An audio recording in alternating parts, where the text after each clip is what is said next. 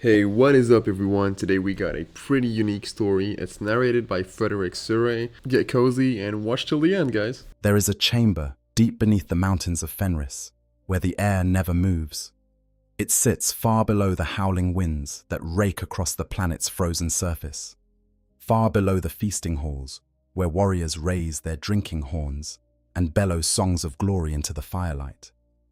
Down through corridors of ancient stone, past locked vaults and sacred armories, past the forges where iron priests shape metal into instruments of war, there is a place where silence holds dominion over all else. It is cold there. Not the biting cold of Fenris itself, where winter storms can freeze a man solid between one heartbeat and the next. This is a deeper cold, a quieter one. The kind of cold that seeps into your bones, not because the temperature demands it, but because the very nature of what rests in that chamber seems to drain the warmth from the world around it. And in that silence, in that cold, something sleeps. It has slept for a very long time. Centuries pass between its moments of waking, centuries during which the galaxy churns and burns and bleeds around it while it rests motionless in the dark. Wars are fought and won and lost. Empires rise and crumble to dust. Entire generations of warriors are born, trained, blooded in combat, and laid to rest in the chapter's halls of honor, all while this thing in the darkness does not stir. But it is not dead, it is waiting. And when it wakes, when the ancient systems hum back to life, and the optical sensors flicker with the cold blue light of returning consciousness, yet when that deep mechanical voice rumbles through speakers that have spoken the same words for over 10,000 years, every warrior in the fortress monastery falls silent. Because what is waking in that chamber beneath the mountains is not merely a weapon, not merely a relic of a bygone age. What is waking is a living memory, a bridge stretching back across the abyss of 10 millennia to a time when gods walked among mortals, and the galaxy was young enough to still hold the promise of something other than endless war. His name is Bjorn. They call him the Fell-Handed. They call him the Eldest. They call him Trueclaw and Revered One, and last from the company of Russ. He has carried more titles than most chapters have battle honors, and he has earned every single one of them in blood and fire and the kind of stubborn, teeth-gritting defiance that only a son of Fenris could muster.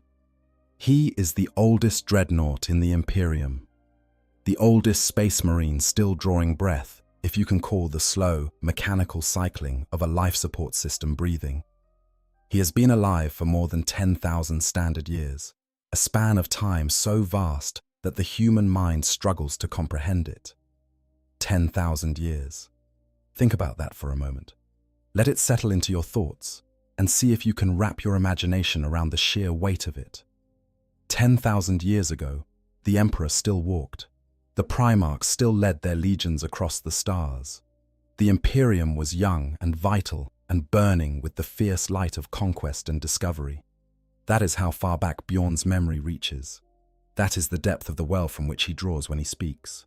And tonight, as we are going to walk through every step of his journey, from the frozen wastes where he was born, through the fires of the greatest civil war the galaxy has ever known, into the cold iron shell that has been his home for millennia, and across all the battles and betrayals and moments of terrible beauty that have marked his impossibly long existence. This is the story of Bjorn the Fell-Handed, the oldest Dreadnought, the last link to an age of legends. So settle in, get comfortable, and listen closely, because stories like this one do not come along very often, and the old wolf does not like to repeat himself. The Iron Tomb. But before we begin Bjorn's tale in earnest, let us spend a moment considering the object that has defined his existence for 10 millennia, the Dreadnought. The "t" was because you cannot understand the man without first understanding the machine that has become his world. The word itself carries a double meaning that speaks volumes about the Imperium's relationship with its own creations.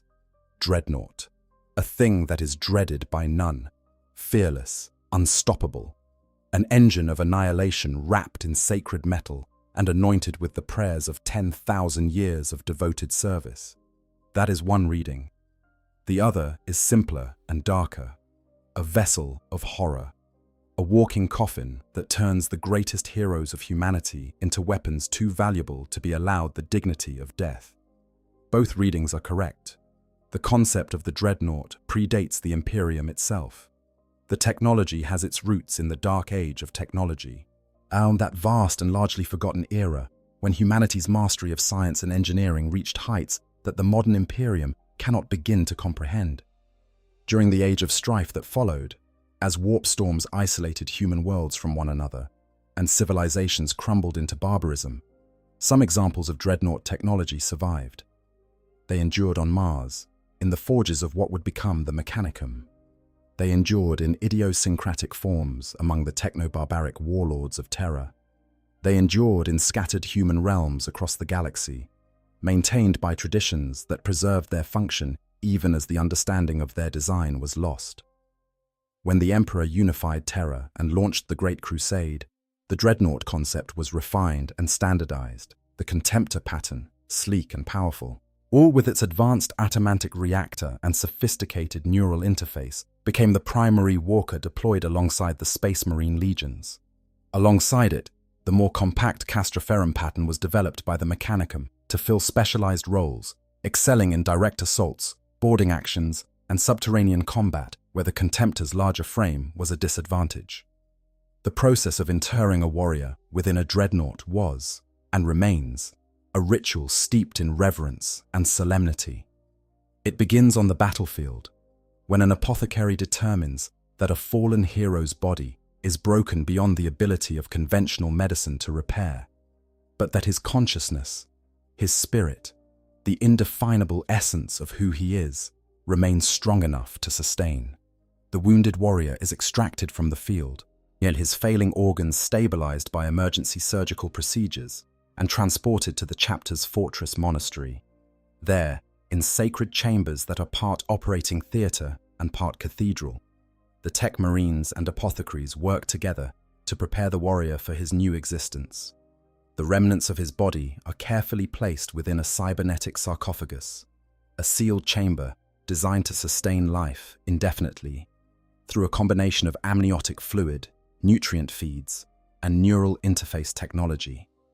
The sarcophagus is then integrated into the body of the Dreadnought itself, connected to its systems through thousands of input cords that link the warrior's remaining nervous system to the machine's sensors, weapons, and motive systems. The amniotic fluid within the sarcophagus is thick, almost oily, and numbingly cold, as it fills the warrior's lungs as he breathes, a sensation that is described by those who have endured it as deeply unnatural, a constant reminder that the body's most basic functions have been subverted by technology. The stabbing input cords connect to what remains of the warrior's nervous system, and through these connections, the consciousness within the sarcophagus can perceive the world outside and control the massive body of metal and ceramite that has replaced flesh and bone. But the warrior must focus to maintain this control. If his concentration lapses, if fatigue or despair causes his mind to slip, his awareness crashes back into the reality of his butchered physical form, trapped in darkness, immersed in cold fluid, pierced by wires. It is a moment of horror that even the bravest warriors dread, and it is one that repeats itself with every moment of weakness across the centuries. The awakening of a newly interred warrior is said to be traumatic beyond description.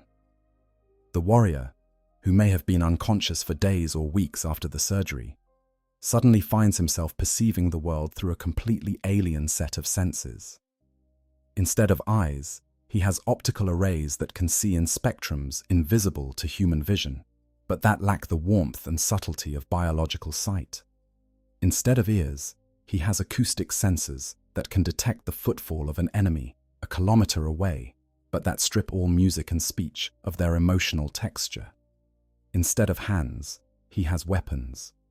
His voice, that most personal and intimate expression of identity, has been replaced by the cold and synthetic output of vox speakers that translate his thoughts into sound, but cannot capture a sigh, a whisper, or a laugh. He is at once immensely powerful and utterly helpless, a consciousness trapped at the center of a machine that obeys his commands, but will never, can never, feel like his own body. The chaplains who oversee the awakening speak words of honor and encouragement. They tell the newly entombed warrior that he has been chosen for the highest distinction, that his service to the emperor continues, that his sacrifice will be remembered for eternity. These words are sincere as far as they go.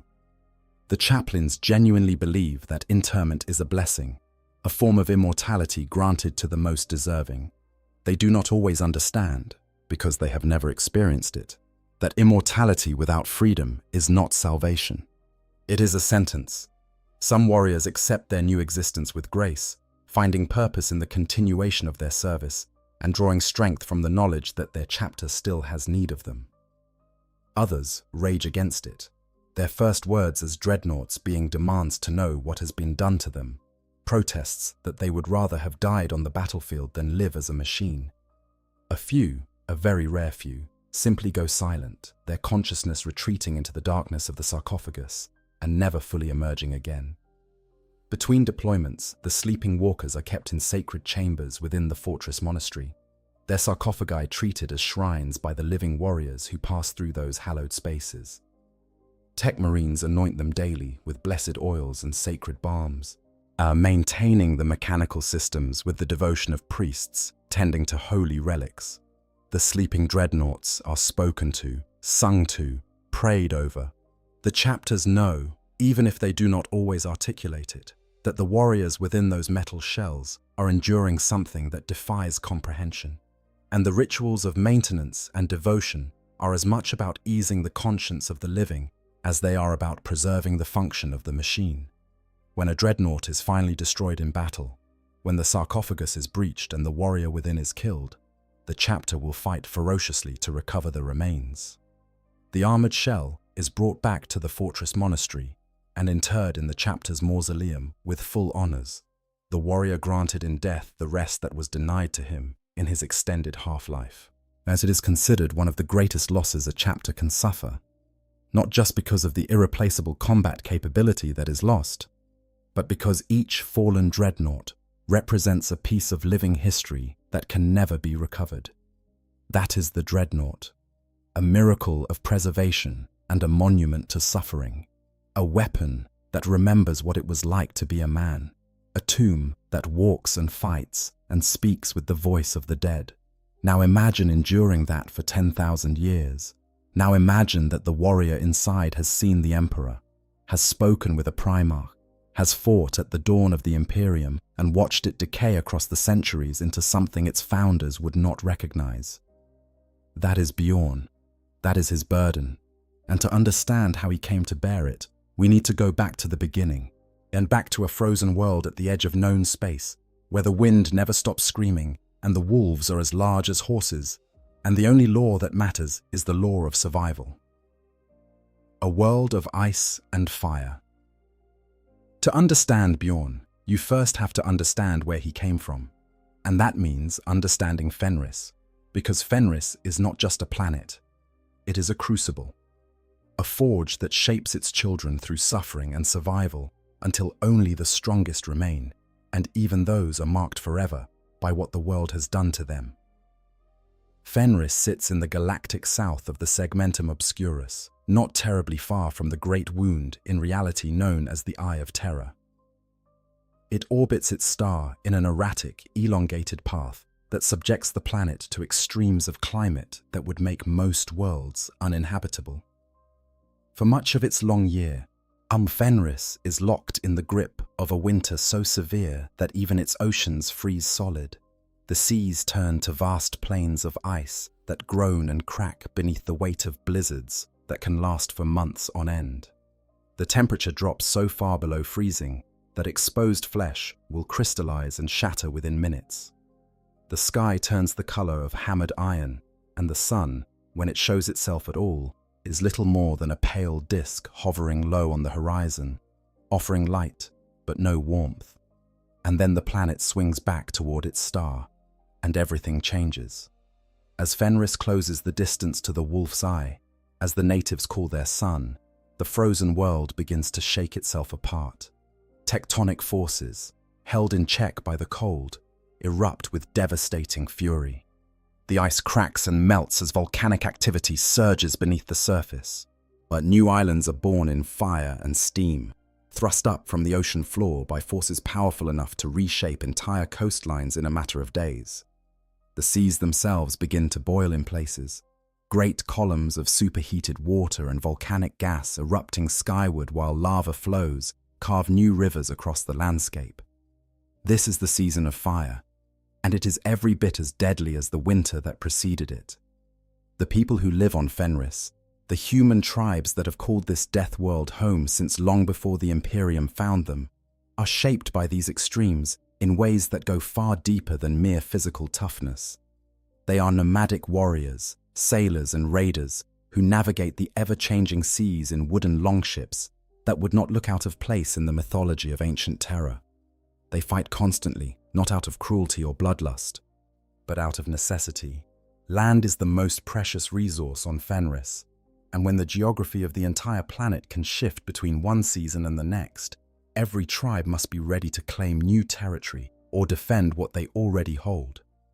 Children on Fenris are given axes at birth, not as symbolic gifts, not as decorative heirlooms to be hung above a mantle, as tools, as weapons, because a child who cannot learn to fight will not survive long enough to become an adult, and the Fenrisians have no patience for weakness.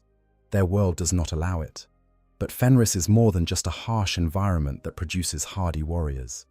There is something deeper at work on that frozen world, something woven into the very fabric of the planet that resonates with the supernatural energies of the warp. The Fenrisian wolves that roam the continent of Asaheim, the only stable landmass on the planet, are not ordinary predators.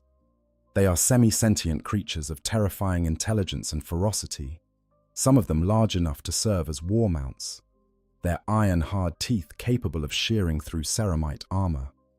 The storms that lash the planet's surface carry whispers of something ancient and powerful, and the rune priests of the space wolves draw upon the world's turbulent spirit to fuel their psychic abilities.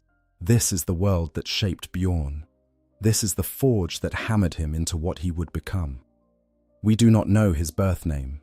The records that survive from Bjorn's mortal life are fragmentary at best, though pieced together from the sagas of the chapter's skalds and the occasionally contradictory accounts found in Imperial archives.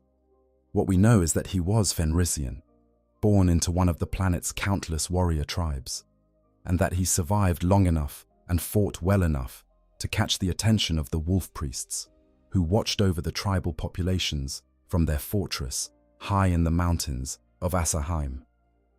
The recruitment process of the space wolves is as brutal as the world that spawned it.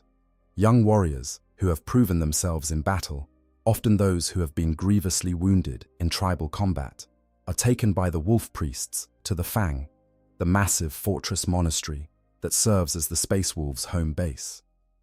The Fang is built into the peak of the tallest mountain on Asaheim, yet its upper reaches extending above the atmosphere itself, where the chapter's warships dock in the void above.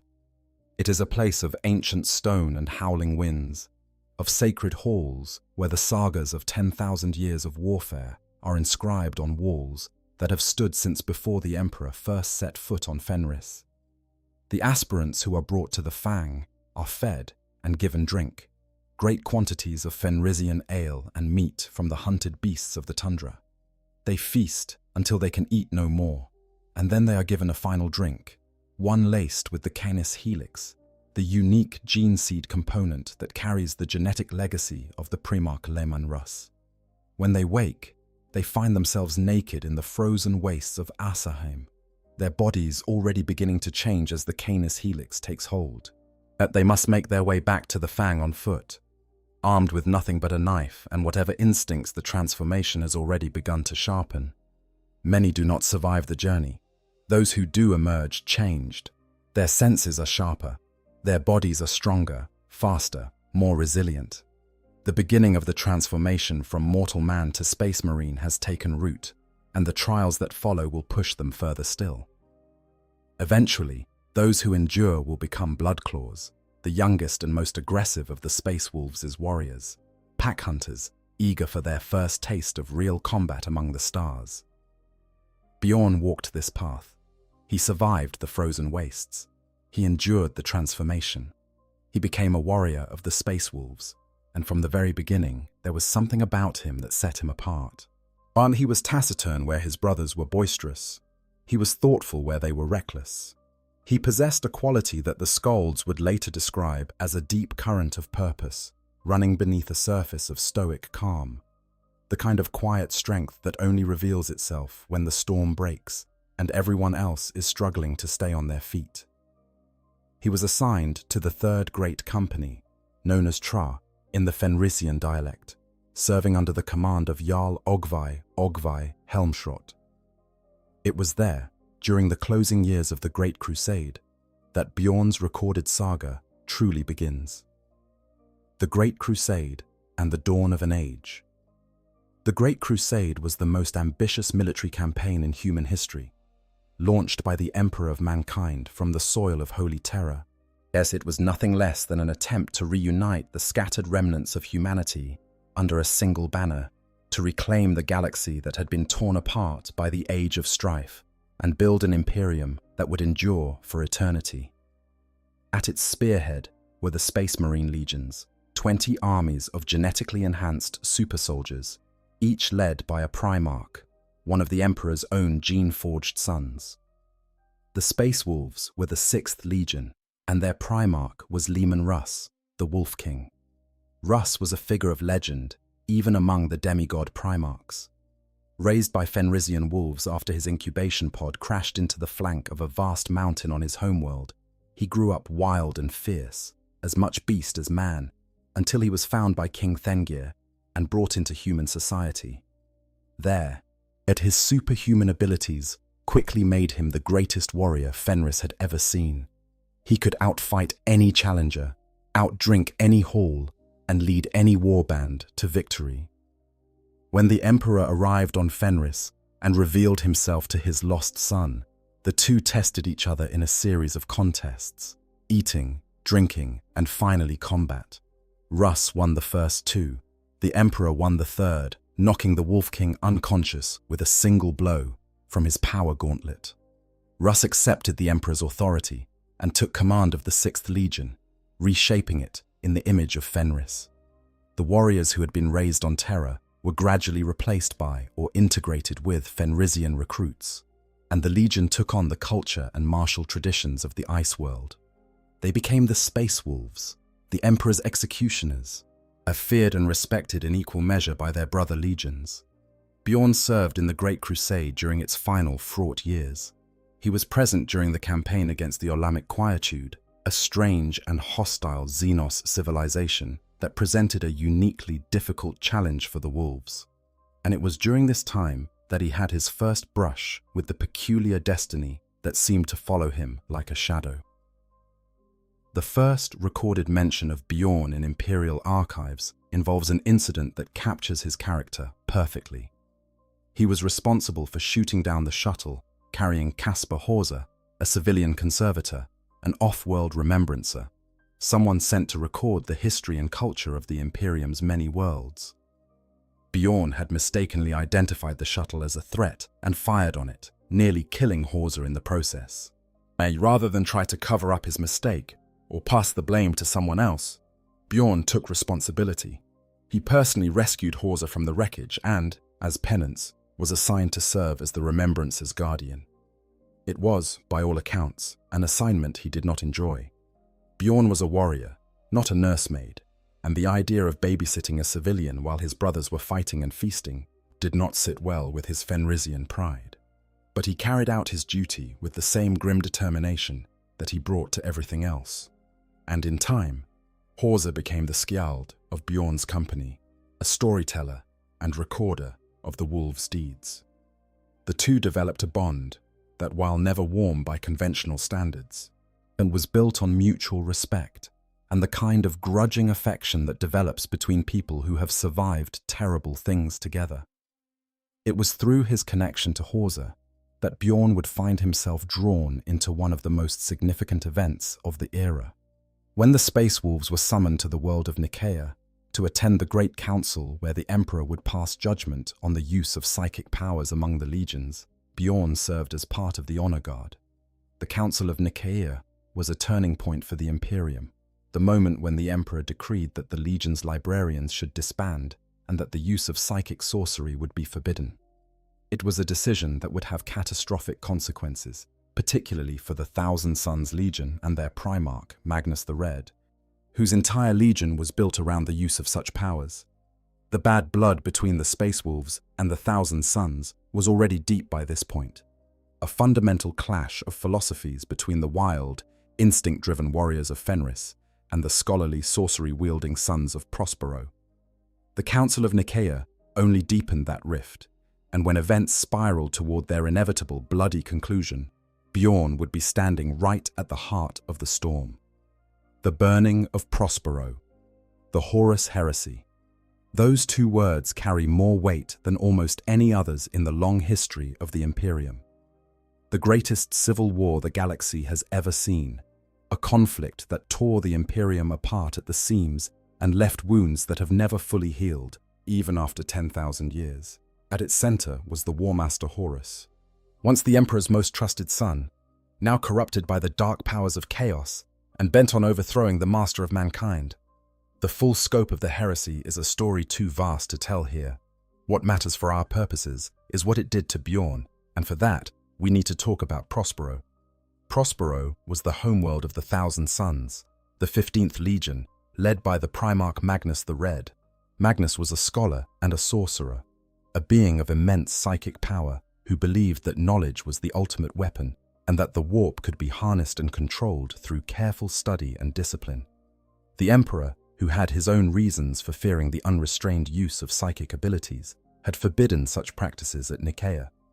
But Magnus, driven by desperation and a genuine desire to warn his father of Horus's betrayal, used his powers to send a psychic message directly to Terra, shattering the wards that protected the Emperor's secret project beneath the Imperial Palace and causing catastrophic damage in the process.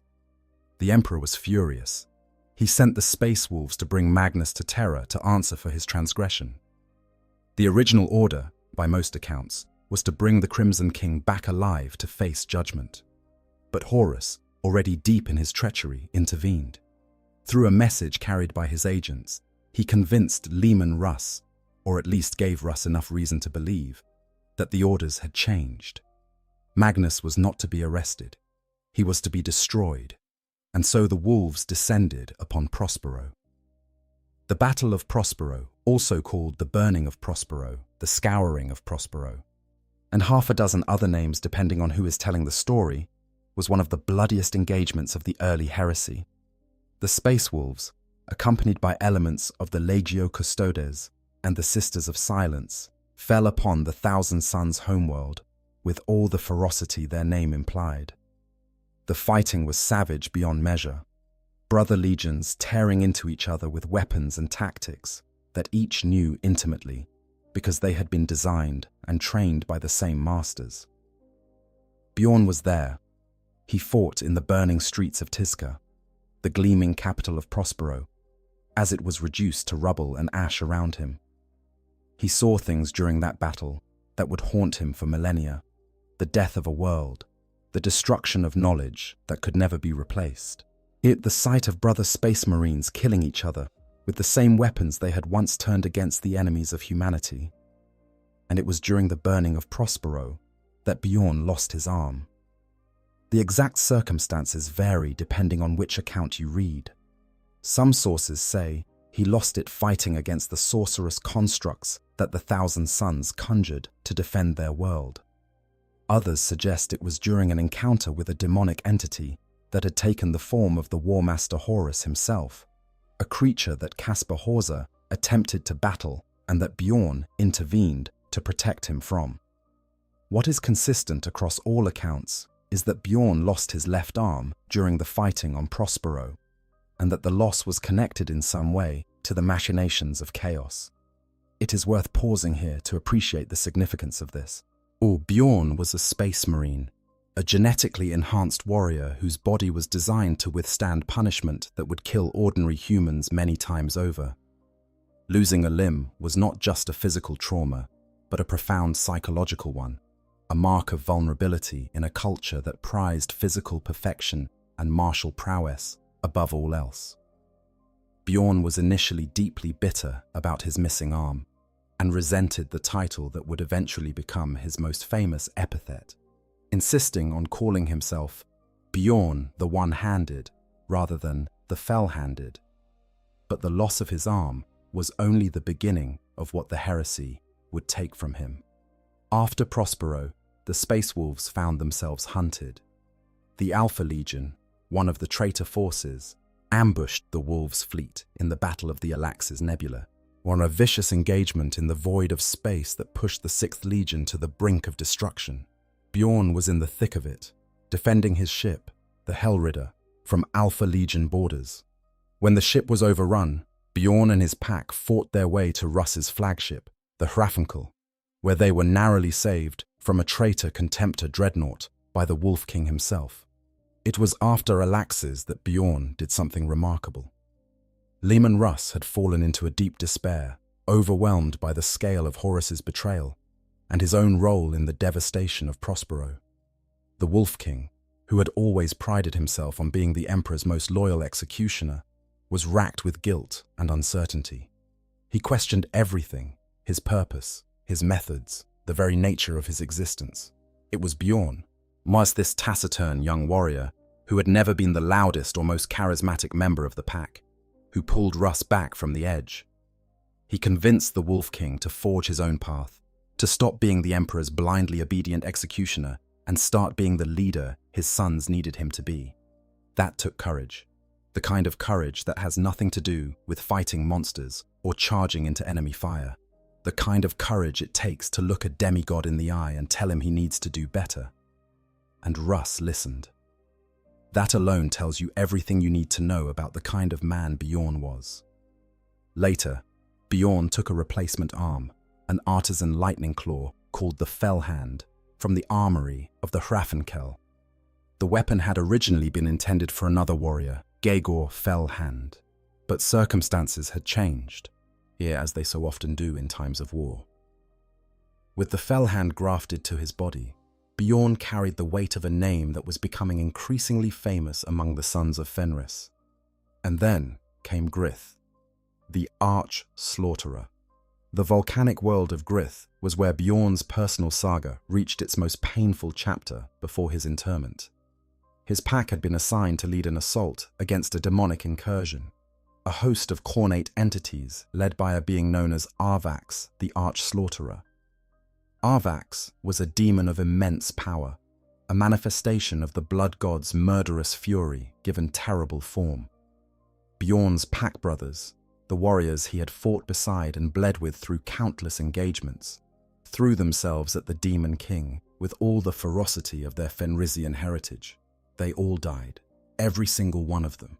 Bjorn alone survived the massacre, and that survival was not the heroic triumph that the Skalds might later make it sound. It was a nightmare. Bjorn was forced to watch his closest brothers torn apart by a force they could not overcome, forced to fight alone against an enemy that should have been far beyond a single warrior's ability to challenge, forced to survive when every instinct told him that he should have fallen alongside his pack. When Leman Russ and the main force of the Space Wolves arrived and drove the demonic host back, it was Bjorn who had kept Arvax occupied long enough for reinforcements to reach the battlefield. But the victory, such as it was, brought Bjorn no joy. He refused the congratulations of those who had witnessed his stand against the Arch-Slaughterer. But he knelt before the burning pyres, where his packmates' bodies were being cremated, and let out a long, mournful howl that echoed across the ash-choked plains of Grith. And then he swore an oath of vengeance. This is a tradition among the Space Wolves, the Lone Wolf's Oath, a vow to hunt down and destroy the enemy responsible for the death of one's pack brothers. It is considered one of the most solemn pledges a son of Fenris can make, and it carries with it the weight of absolute commitment. A lone wolf will not rest, will not feast, will not celebrate, until the object of his vengeance is destroyed. 5 years passed before word of Arvax's location surfaced again. 5 years of bitter waiting, of refusing the companionship of his brothers, of nursing a rage so cold and deep that it burned like frostbite in his chest. When the moment finally came, when the Space Wolves tracked the Demon King to his lair and launched their assault, it was Bjorn who found Arvax first. Leman Russ had intended to slay the demon himself. He led the charge personally, cutting through the Cornate horde with the fury of a Primarch unleashed. But as the Wolf King fought his way toward his quarry, he looked up and saw something that stopped him in his tracks. Bjorn was already there.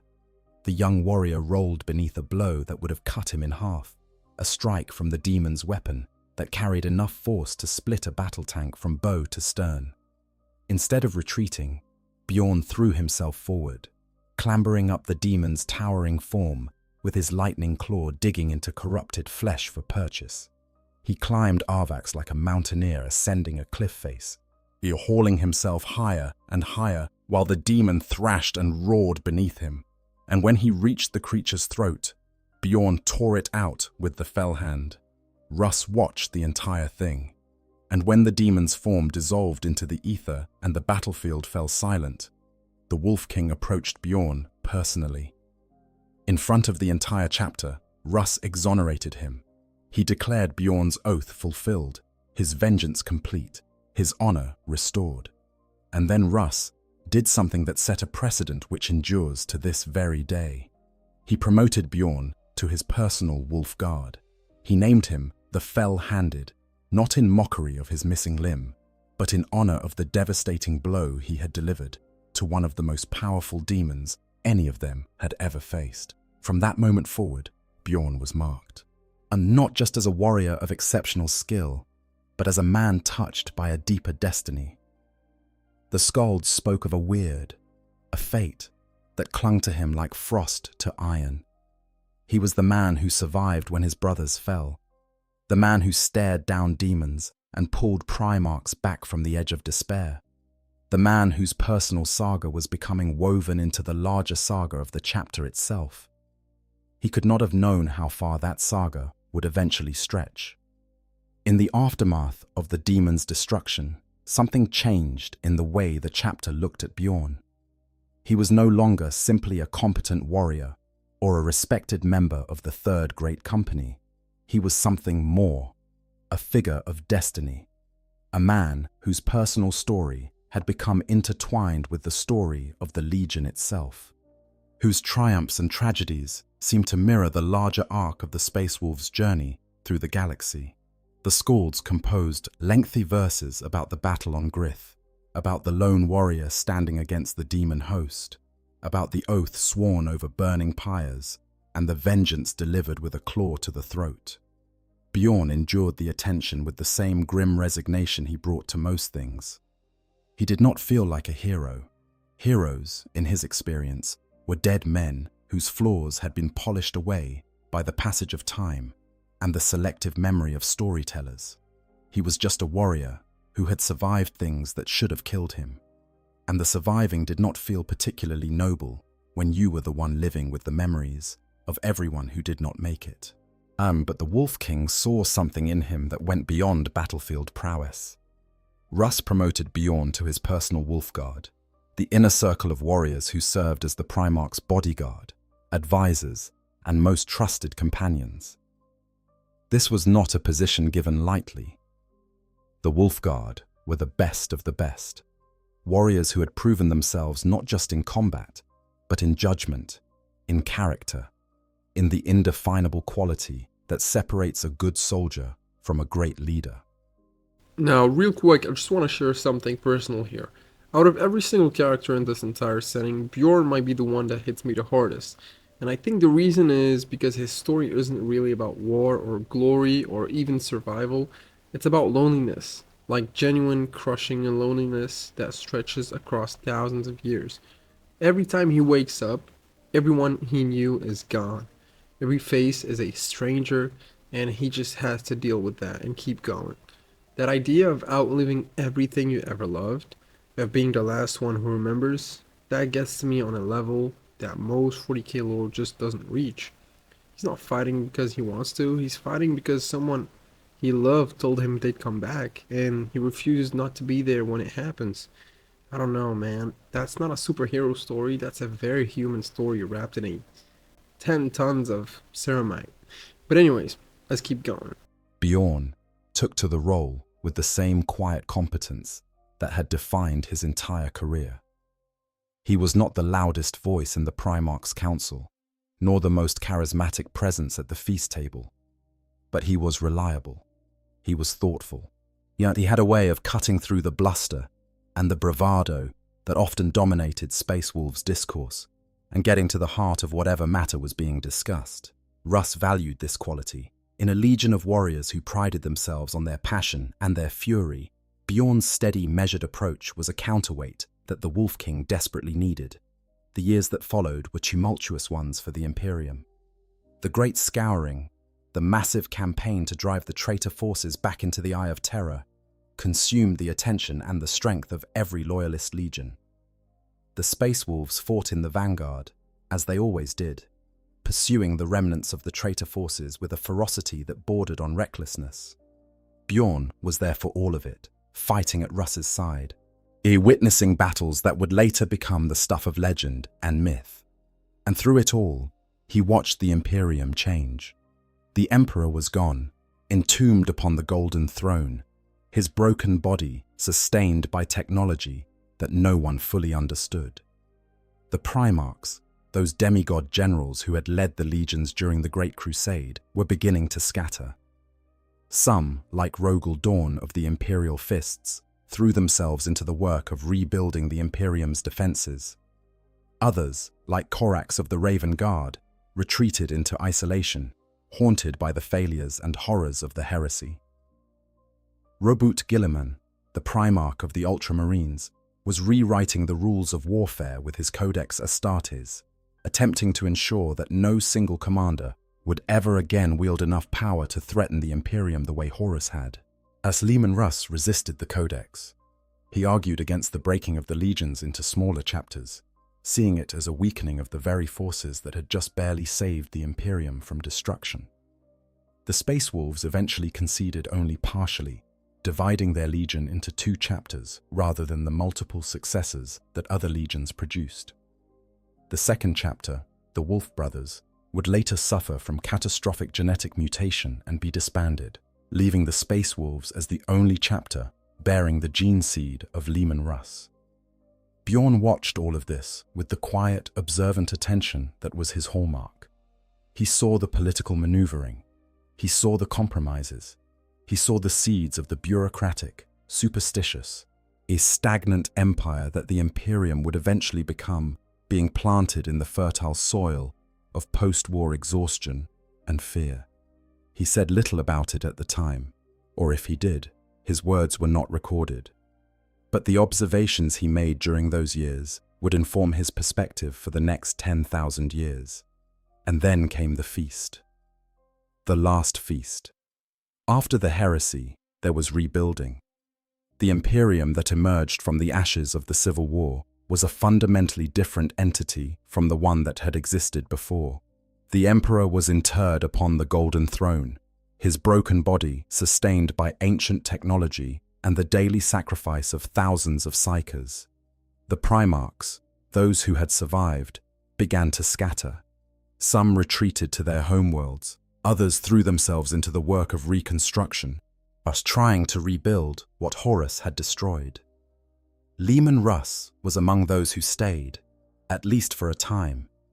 He fought in the Great Scouring, the period following the heresy when the loyalist forces pursued the traitor legions and drove them toward the Eye of Terror.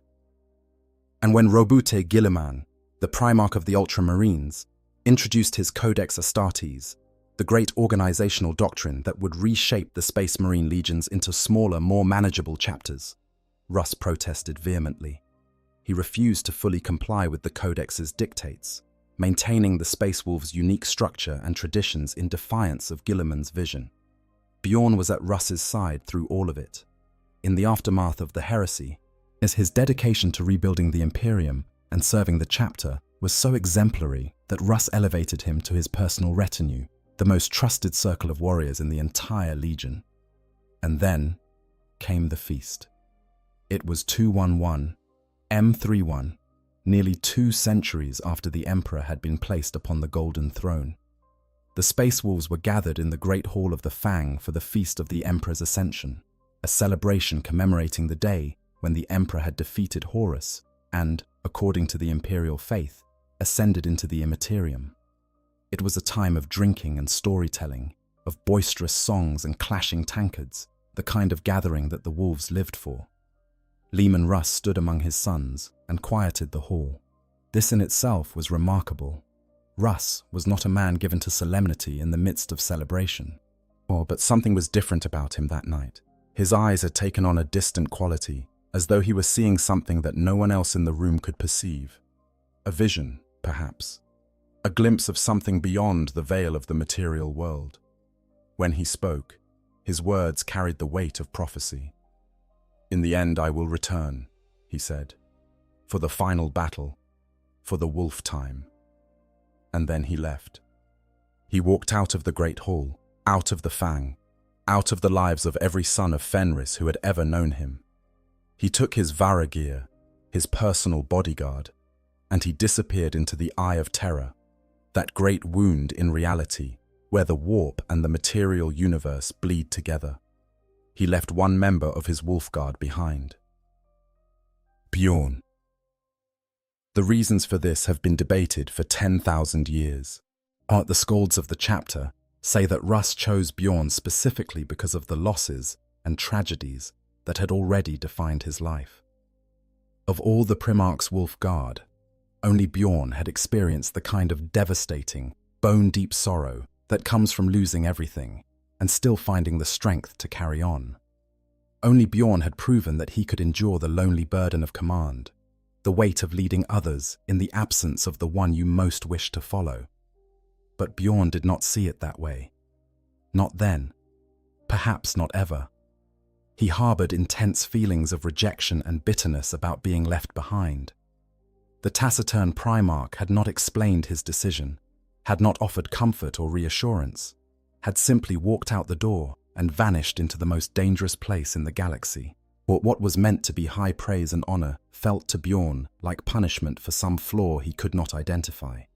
The one person in the galaxy whose approval mattered most to him had chosen to leave him behind, and the wound that left was deeper than any blade could cut. Every year after Russ's disappearance, the Space Wolves laid a place for him at the feast table. Every year they filled his great drinking horn in case he should return.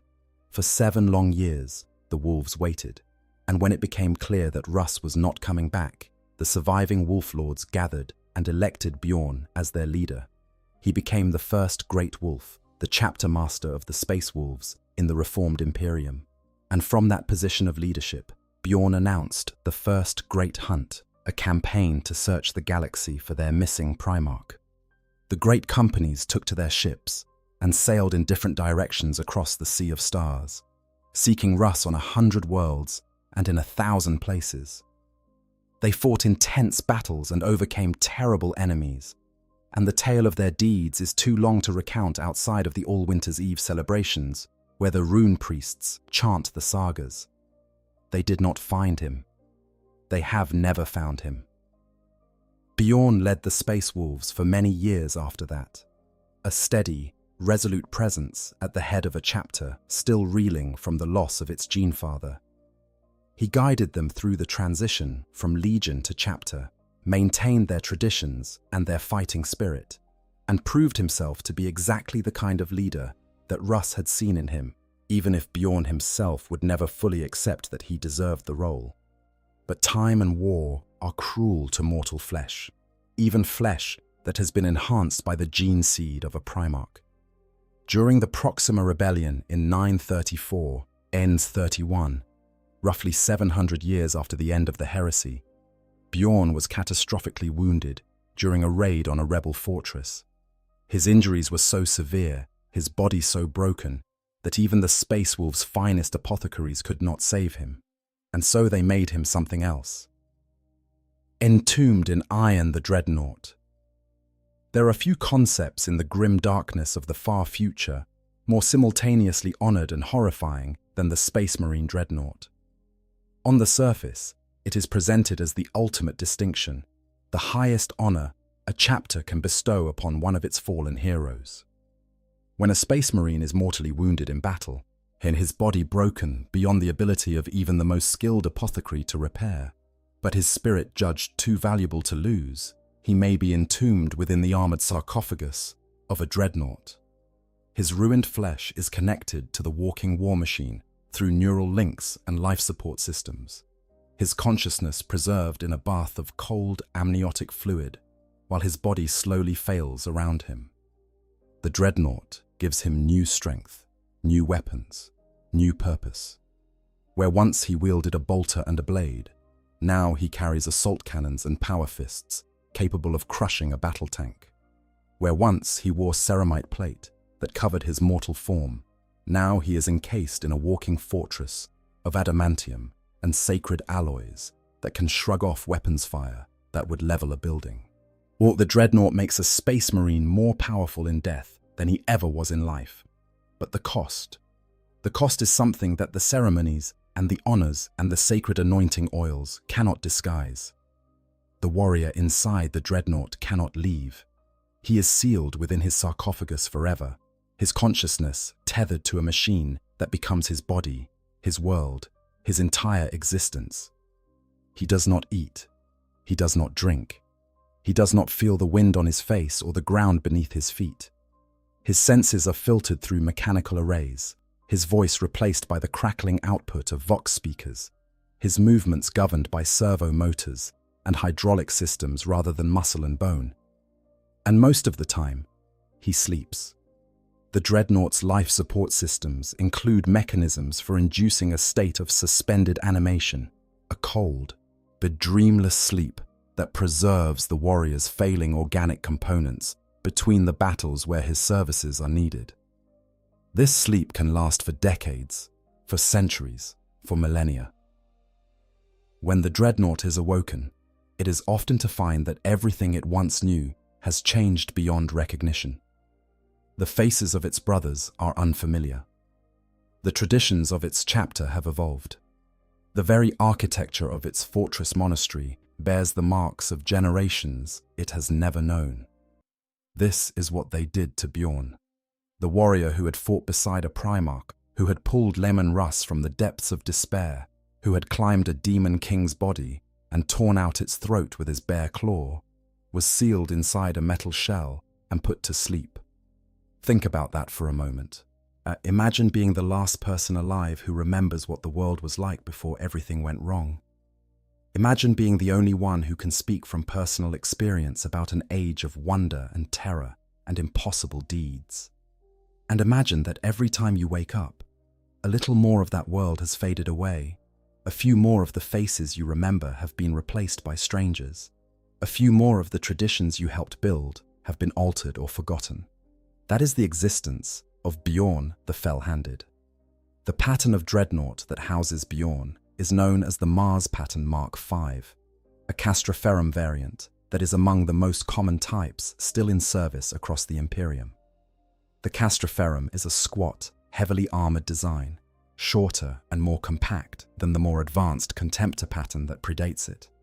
While the Contemptor is considered a superior machine in many respects, featuring advanced atomantic shielding and more sophisticated neural interfaces, the Castroferum is valued for its ruggedness, its ease of maintenance, and its use of an adaptable thermic reactor, rather than the mysterious and increasingly irreproducible atomantic arc reactors of older designs. There is a reason why Bjorn was not interred in a Contemptor, despite his status as the most important warrior in the chapter. The Space Wolves had a complicated relationship with the Contemptor pattern. Within the Legion, Contemptors had developed a reputation for driving their occupants to excess savagery on the battlefield, behavior that was considered dishonorable by the standards of the Wolves. The Iron Priests had taken to selectively interring warriors who already had dark deeds under their belts, creating a self-fulfilling cycle where the Contemptor became associated with dishonor and uncontrolled violence. The Castraferum, by contrast, was considered reliable and trustworthy, a fitting home for a warrior of Bjorn's stature. However, Bjorn's sarcophagus is not an ordinary Castraferum. During the 32nd millennium, roughly 1,000 years after his interment, Bjorn was described as inhabiting one of the most technologically advanced sarcophagi in existence, possessed of abilities considered rare even during the Horus heresy. His Dreadnought chassis was capable of giving him faster movement, reaction times, and sensory input than one would expect from such a seemingly crude design. This allowed Bjorn to fight much as he always did, when in the thick of combat, upon instinct, responding to threats with the kind of fluid, intuitive violence that had defined his fighting style since his days as a flesh and blood warrior. He despised the ornamentation. The chapter, out of reverence for his status, decorated his chassis with elaborate engravings, sacred runes, and the symbols of 100 victories. Bjorn found it gaudy and irritating. He was a warrior, not a religious icon, and the idea of being covered in decorative finery while sealed inside a metal box did nothing to improve his already sour disposition. Because Bjorn, interred in his dreadnought, was not a peaceful elder statesman dispensing wisdom from a place of serene acceptance. He was angry, he was bitter, he was a man who had lost everything, his body, his freedom, his place in the world, and who had been given in return an existence that most people would consider worse than death. The sullen, taciturn temperament that had defined him in life was only amplified by his entombment, and for the first 500 years of his existence as a dreadnought, he channeled that anger into war. He fought at the forefront of every battle, leading by example, counseling his successors as Great Wolf, and amassing a personal kill count that was eventually reckoned to be higher than that of some entire chapters. He carried weapons appropriate to his fury, typically a plasma cannon in one arm and the massive dreadnought-scale lightning claw known as True Claw in the other, an homage to the fell hand that had defined his mortal career.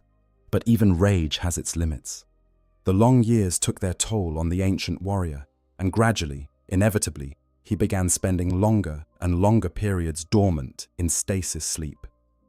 The periods between awakenings stretched from years to decades, from decades to centuries. The galaxy turned around him while he slept, and each time he woke, the world was a little more unfamiliar, a little more strange, a little further from the one he remembered. The Battle of the Fang. The year was approximately M32, 1,000 years after the heresy. Bjorn had been asleep for a long time when the alarms pulled him back to consciousness, and the news that greeted him was as bad as anything he had faced in 10 centuries of warfare. Magnus the Red had come to Fenris. The demon primarch of the Thousand Suns, the very being whose homeworld the Space Wolves had burned during the heresy, had launched a full-scale invasion of the Wolves' home system. His plan was cunningly executed. The current Great Wolf, Harrick Ironhelm, had become obsessed with hunting down Magnus and finishing what the Wolves had started at Prospero, a millennium earlier. Magnus had exploited that obsession, conducting provocative raids on worlds neighboring Fenris until Ironhelm committed the bulk of the chapter's strength, 11 entire great companies, to chase the Thousand Suns across the sector. It was a trap. With the majority of the Space Wolves gone, Magnus fell upon Fenris with the full remaining strength of his traitor legion. Only a single great company remained to defend the Fang, supplemented by the chapter's mortal servants, the Kaels, and a handful of the revered fallen, the dreadnoughts who slept in the deep halls beneath the fortress. Or chief among these was Bjorn. When Bjorn was awakened and briefed on the situation, his reaction was characteristic. He was furious, not just at the Thousand Suns for daring to assault his home, but at Ironhelm for being fool enough to take the bait, and at the current chapter leadership for not consulting him before committing such an overwhelming proportion of their forces to a single campaign. Bjorn's first words upon being told that 11 of 12 great companies had been sent away were reportedly not suitable for polite company, even by Fenrisian standards. But his anger was quickly channeled into purpose. Bjorn took command of the defense, his tactical acumen cutting through the confusion and panic that threatened to overwhelm the outnumbered defenders. But he analyzed the Thousand Suns' assault strategy and planned the defense of the Fang accordingly. When the Traitor Legion deployed cataphract robots, ancient and terrifying war machines that caused considerable havoc among the defenders, it was Bjorn who stepped in and turned the tide, his weapons tearing through the automatons with the practiced efficiency of a warrior who had been fighting since before the machines were built. The siege of the Fang was a grinding, brutal affair. The Thousand Suns breached the Great Gate, their sorcery and firepower overwhelming the defenders' ability to hold every section of the vast fortress. The fighting moved into the corridors and chambers of the Fang itself, close quarters combat of the most desperate and vicious kind. The mortal Kaels fought with extraordinary courage, knowing that they were buying time with their lives for the warriors they served. And then Magnus himself manifested. The demon Primarch appeared in the upper reaches of the Fang, his sorcerous power sending shockwaves through the psychic fabric of the fortress. The rune priests felt his presence like a blade being driven into their minds. Deep below, in the heart of the fortress, Bjorn felt it too. And without hesitation, without waiting for orders or coordinating with the other commanders, the ancient Dreadnought began to move. He shouldered his way through corridors that shook with the violence of the battle above, climbing through levels of the Fang that had been designed for warriors a fraction of his size. Where passages were too narrow, he forced his way through. Where barricades blocked his path, he crushed them aside. He was heading for Magnus, and nothing in the fortress was going to stop him. The two met in a hangar bay near the summit of the Fang. It is difficult to overstate the significance of this encounter. On one side, a daemon Primarch, a being of godlike power who had transcended mortal flesh entirely and existed as much in the warp as in the material universe. On the other, an ancient warrior sealed in a metal shell, his organic remains failing after a millennium of service, sustained by technology and stubbornness in roughly equal measure. Bjorn attacked without hesitation.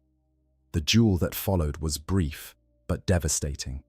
The two combatants fought from the ruins of the hangar bay out onto the open slopes of the Fang itself, the mountain's icy winds howling around them as they exchanged blows that shook the stone beneath their feet. Bjorn struck Magnus with both fire and blade, his plasma cannon and lightning claw working in lethal concert. His strikes inflicted the greatest damage upon Magnus that the demon Primarch had suffered since the heresy, 1,000 years earlier. Even after Magnus destroyed both of Bjorn's weapon arms, shattering them with sorcerous power, the fell-handed tried to continue the fight. He attempted to bull-rush the demon, to knock Magnus over the cliff edge and send them both tumbling into the abyss. It was the act of a warrior who would rather die fighting than accept defeat.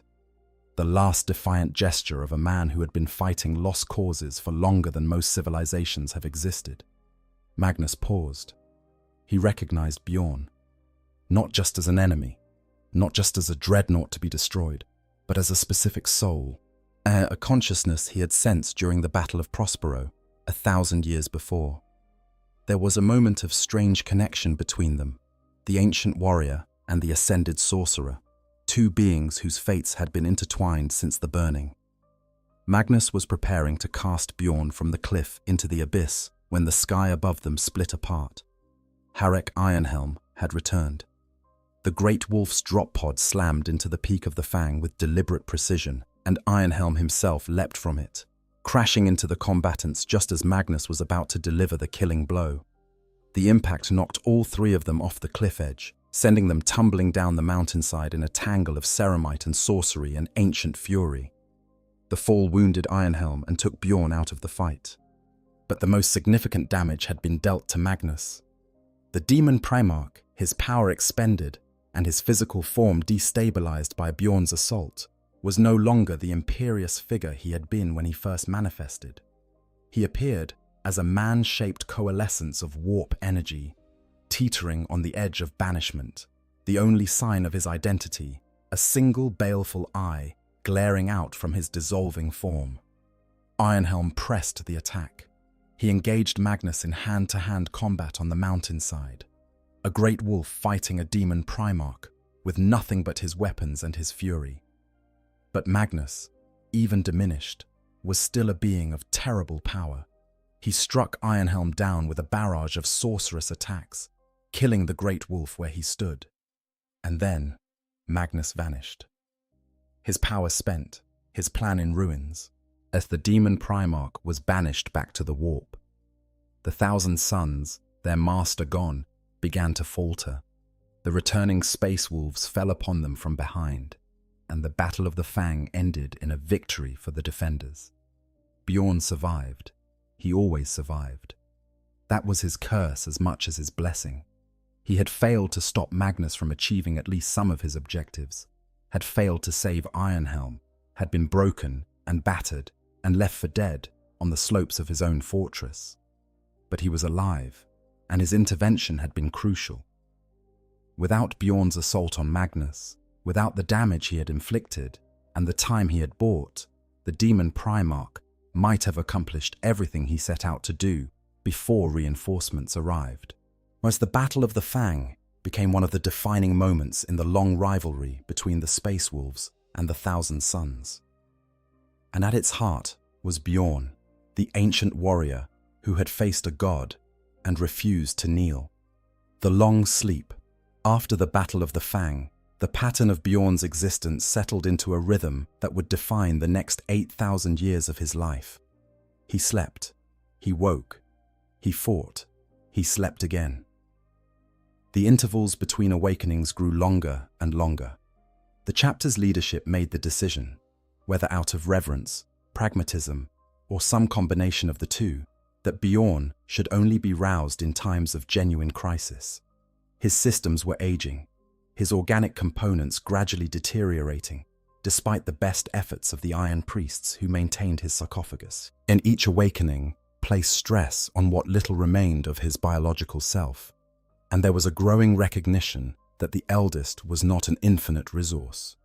Sooner or later, the ancient warrior's body would simply give out, and so Bjorn was reserved for the most important occasions, the wars that demanded his tactical genius, the crises that required his wisdom, the moments when the chapter needed a living link to its past, a reminder of who they were and where they had come from.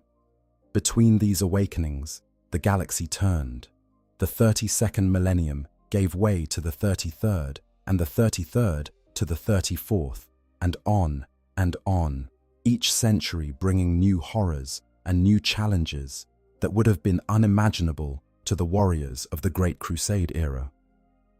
The Imperium consolidated around the Adeptus Terra, the vast bureaucratic apparatus that governed 1,000,000 worlds from the throne rooms of Holy Terra. The ecclesiarchy, the state religion of the Imperium, grew from a scattered collection of emperor worship cults into one of the most powerful institutions in human history, its cardinals and confessors wielding influence that rivaled that of the military. The apostate Cardinal Bucharis, during the dark period known as the Plague of Unbelief, actually laid siege to Fenris itself. His vast army of deluded zealots surrounded the Space Wolves' homeworld in an attempt to secure a safe passage toward Terra. It was a siege that lasted 3 grueling standard years, and it was only broken when Wolf Lord Kirill Grimblood returned from a campaign in the Eye of Terror and smashed into the rear of the besieging force. The attackers, caught between the impenetrable defenses of the Fang and Grimblood's fleet, were annihilated. Whether Bjorn was awakened for this crisis is not recorded, but it speaks to the kind of threats that Fenris faced even in the absence of its most famous defender. Empires rose and fell. The technology of the Great Crusade era became increasingly difficult to maintain and impossible to replicate. The knowledge of the Mechanicum, already fragmentary and cult-like in its approach to science, degraded further with each passing century. The Dreadnought patterns that had once been manufactured in large numbers became relics. The Contemptor, with its advanced atomantic reactor and superior neural interface, was all but lost. Even the relatively simple Castroferrum became a precious resource, each functioning chassis a piece of irreplaceable heritage. As the 36th millennium brought the age of apostasy, a period of such political and religious turmoil that the Imperium tore itself apart in civil wars that echoed the horrors of the heresy on a smaller but no less devastating scale. The High Lords of Terror turned against each other. The ecclesiarchy seized direct military power through the daughters of the emperor, who would later become the Adepta Sororitas. The Imperium was plunged into a darkness that lasted for generations before Sebastian Thor, a simple preacher from a backwater world, rose to reform the ecclesiarchy and restore some measure of order. Through all of this, Bjorn slept. His sarcophagus hummed quietly in the deep halls of the Fang, while the galaxy convulsed around him. When he was awakened, it was to find that the world had changed yet again, that the faces around him were younger and less familiar, that the traditions he remembered had evolved in ways both subtle and profound. New threats emerged from the darkness between the stars. The Tyranids arrived, vast biological swarms from beyond the galaxy's edge, consuming everything in their path with an insatiable hunger that recognized no boundary and no mercy. The first Tyranid hive fleet struck the eastern fringe of the Imperium like a biological meteor, stripping worlds bare of all organic matter and moving on to the next target with horrifying efficiency. The Necrons began to stir, ancient machine beings awakening from 65 million year slumbers in tombs hidden beneath the surfaces of worlds across the galaxy. These were the remnants of a civilization so old that it predated all known sentient life, and their technology was so advanced that the Imperium's best efforts to combat it often seemed futile. The Tau emerged, a young and aggressively expanding alien empire on the eastern fringe, offering an alternative vision of civilization that was simultaneously impressive and deeply threatening to the Imperium's monopoly on human governance. And always, eternally, without ceasing, the forces of chaos poured from the Eye of Terror in waves that threatened to engulf everything. The Space Wolves fought them all. Generation after generation of Bloodclaws, Grey Hunters, and Longfangs took to the stars and returned as heroes, or not at all. Their names filled the halls of honor in the Fang, their deeds inscribed alongside those of warriors who had served millennia before them. And beneath the mountain, as in the sacred chambers where the Dreadnoughts waited in their cold silence, Bjorn slept through it all. What was that like? What does it feel like to be sealed in darkness for centuries, your consciousness suspended in a void between life and death? The lore offers us glimpses, and they are not comforting. Dreadnoughts who have been interred for extended periods often report fragmented memories, difficulty distinguishing between past and present, and a gradual erosion of their sense of self. The mechanical systems that sustain them are excellent at preserving physical function, but terrible at maintaining the intangible qualities that make a person who they are. Personality, emotion, memory, the subjective experience of being alive, all of these fade over time, worn away by the cold efficiency of the machine. Some Dreadnoughts go mad. Well, the isolation, the sensory deprivation, the centuries of nothingness, it breaks them. They wake screaming, their minds shattered by the gulf between what they were and what they have become. Others simply fade, their consciousness dimming to a flicker, and then going out entirely, the organic components of their brains finally failing after millennia of service. The Tech Marines declare it a malfunction. Those who have served alongside Dreadnoughts know better. And then there are the Chaos Dreadnoughts, the corrupted counterparts of the Loyalist Walkers. These are warriors who were interred within their sarcophagi before or during the heresy and have been trapped inside for 10,000 years or more. The warp has twisted their minds as thoroughly as it has twisted their bodies, and they are chained and restrained when not in combat, howling in madness and rage, their every waking moment an agony of corrupted consciousness. Bjorn endured. He did not break. He did not fade. He clung to his sense of self with the same grim, teeth-gritting determination that had carried him through every other trial in his impossibly long life. But it was not easy. And the toll it took is written into every interaction he has with those who wake him, because when Bjorn wakes, he is not happy about it. The months of shame. In the 41st millennium, roughly in the year 451 AM 41, Bjorn was roused from his long sleep to deal with a crisis that had nothing to do with alien invaders or demonic incursions. This time, the threat came from within the Imperium itself.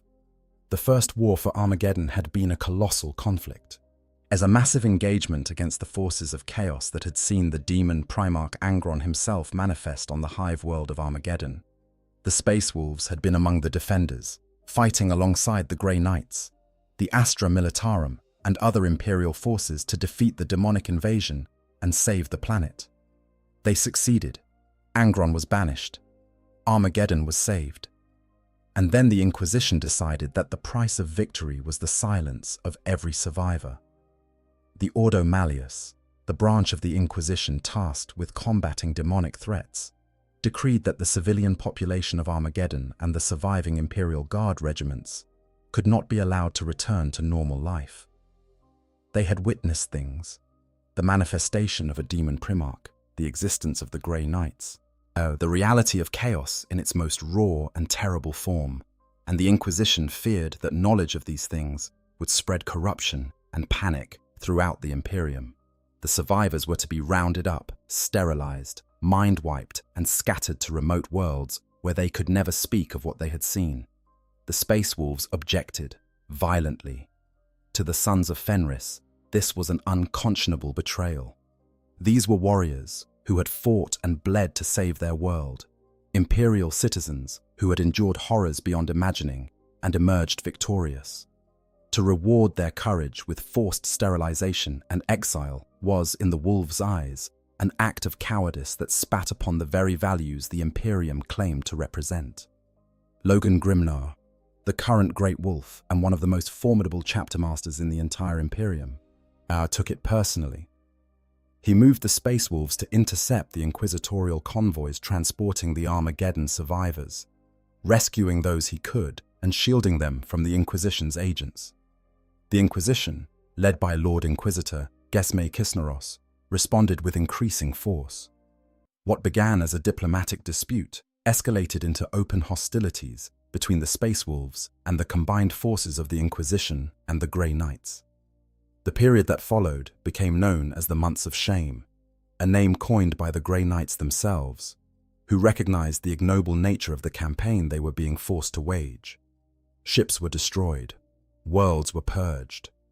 Grey Knights and Space Wolves, two of the Imperium's most elite fighting forces, killed each other in engagements that served no purpose except to satisfy the Inquisition's paranoia and the Space Wolves' pride. It was into this mess that Bjorn was awakened.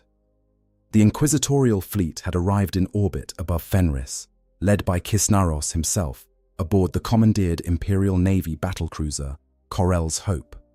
Kisnaros brought with him a delegation that included the Grey Knight Hyperion, who had earned the Space Wolves' respect for his role in defeating Angron on Armageddon, and the Ordo Malleus Inquisitor Annika Jarlsdottir, herself a Fenrisian native. He intended to deliver an ultimatum: surrender, or face the destruction of their homeworld. The Space Wolves who remained on Fenris, knowing that Grimnar was away and that the situation demanded someone with more authority and wisdom than the warriors currently available, he'd made the decision to wake Bjorn. When the inquisitorial delegation arrived at the Fang for negotiations, they were met by the towering form of the venerable Dreadnought. And here is where we see a side of Bjorn that is often overlooked in favor of his martial exploits. Because Bjorn the Fell-Handed is not just a warrior, he is a diplomat. No, that is too strong a word. Bjorn is not diplomatic in the way that an ambassador or a courtier is diplomatic. He is blunt, impatient, and possessed of a temper that has not improved with age. But he is also wise in a way that comes only from having seen too much, from having lived through so many cycles of conflict and resolution, that he understands, on a level that no one else in the room can match, how these things work. He has seen empires crumble over petty grievances. But he has watched men die because someone was too proud to admit they were wrong, and he has no patience for any of it. Bjorn received the inquisitorial delegation. He listened to Kisnaros's demands, and he told them, in terms that were polite by Fenrisian standards, but utterly unambiguous, that the Inquisition could take its ultimatum and depart. The negotiations did not go well from there. Kisnaros's fleet opened fire on the Space Wolves' ships during what was supposed to be a parley, destroying 4 escort vessels and heavily damaging Grimnar's flagship. When Grimnar arrived and boarded the Coral's Hope with 20 Terminators, the situation descended into the kind of bloody chaos that only Space Marines can create in an enclosed space. Grimnar personally decapitated Lord Inquisitor Kisnaros on the bridge of his own flagship. And the battle continued to rage even after the Inquisitor Lord's death. It was Bjorn who stopped it. The ancient Dreadnought teleported aboard the Coral's Hope, the first time he had ever used a teleporter in his long existence, and materialized on the bridge in the midst of the carnage. His presence alone was enough to freeze every warrior in the room. Grey Knights and Space Wolves alike fell to their knees, not because they were forced to, but because they were in the presence of a being who had met the Emperor, who had fought beside a Primarch, who carried within his ancient frame a living connection to the dawn of the Imperium itself. Bjorn told Grimnar that the killing had to stop. He told the Inquisition that no ship bearing their insignia was to appear in Fenrisian skies again. He demanded that the Space Wolves who had learned of the Grey Knight's existence not be subjected to the mind wipes that the Inquisition typically inflicted on those who discovered their secret, and instead insisted that a Grey Knight come to the Fang and explain their order's mission personally so that the Wolves would understand and remember. Both sides accepted. Neither was happy about it. But both recognized that Bjorn's authority, earned through 10,000 years of service and sacrifice, was not something that could be challenged or dismissed. The months of shame ended with Bjorn's intervention. The Imperium moved on. The scars of the conflict lingered, as scars always do, but the worst had been averted, and Bjorn went back to sleep. The Great Feast. There is a tradition among the Space Wolves that, more than any other, it captures the strange and melancholy nature of Bjorn's existence. At the dawn of each new standard century, or by some accounts each millennium, the Space Wolves gather in the Great Hall of the Fang for a massive celebration. The Great Feast commemorates the disappearance of Leman Russ, and it is the most important event in the chapter's calendar. Every Space Wolf present, from the Great Wolf himself to the youngest Bloodclaw fresh from the trials of initiation, gathers in the hall. Fenrisian ale flows like water. The ancient sagas are told by the Scalds, old oaths are reaffirmed, and new ones sworn. It is a time of raucous celebration, of brotherhood and shared purpose, of the kind of boisterous, unapologetic joy that only warriors who face death on a regular basis can truly appreciate. And at some point during the feast, and the celebration stops, a delegation of Iron Priests arrives, escorting a massive figure through the corridors of the Fang. The sound of its footsteps, each one heavy enough to rattle the tankards on the tables, echoes through the Great Hall long before it appears in the doorway. And when it does, when the ancient Dreadnought's optical sensors sweep across the assembled warriors, the hall falls utterly, completely silent. The Great Wolf rises from his throne and cedes his place to the newcomer, because the newcomer outranks everyone in the room, outranks everyone in the chapter, outranks, by virtue of sheer age and experience, virtually every living being in the Imperium of man. When Bjorn speaks, every warrior in the hall listens.